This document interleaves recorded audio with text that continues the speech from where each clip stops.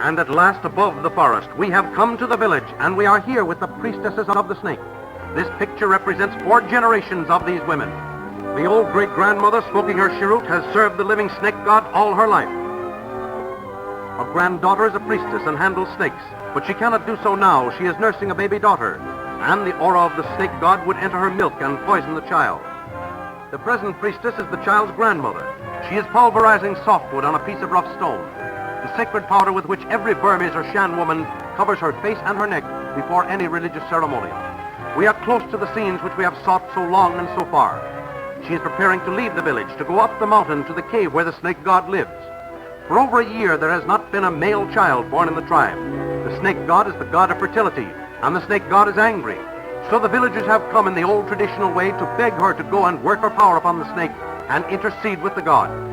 Watch the most fearless woman I have ever met, about 45 perhaps, slight and wiry, with coarse features and coarse hands, yet I never saw, I think, a more graceful woman. We have started with her now up the mountain. There are about 20 of us in bullock carts without springs, on a trail so rough that before long I wish I had gone on foot. The axles make a deafening screech. They are left unlubricated so that their screeching will scare and keep away the evil spirits. We climb on as far as the bullock carts can go. Then we climb on foot, up wild rocky ravines toward the top. It's getting cold up here, several thousand feet up from the plains. A strange procession, drums and gongs which will play ceaselessly while the priestess is with the god. Another man carries a platter full of offerings. The priestess herself, unconcerned, completely fearless, and yet the snake which you will see her handle is the terrible Hamadryas, or king cobra, the largest and most vicious of the cobras.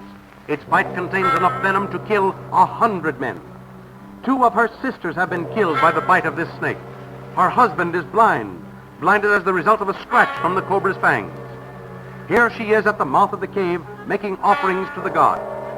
The snake, of course, will not consume bananas and coconut. This is a symbolic offering.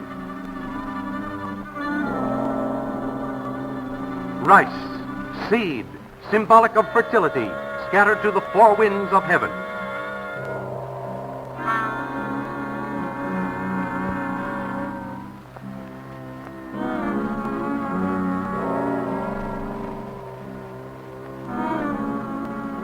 Now she is calling the god. What magic she uses to call the god out of that cave, I don't know.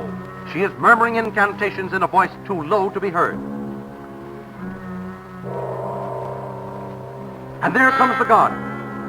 You will see her in turn yield and again dominate the snake. A terrifying performance. The snake struck at her repeatedly. You will see its gleaming fangs. When she got through, the front of her dress was covered with splotches of yellow venom, where the snake had struck between her knees or to the side of her knees.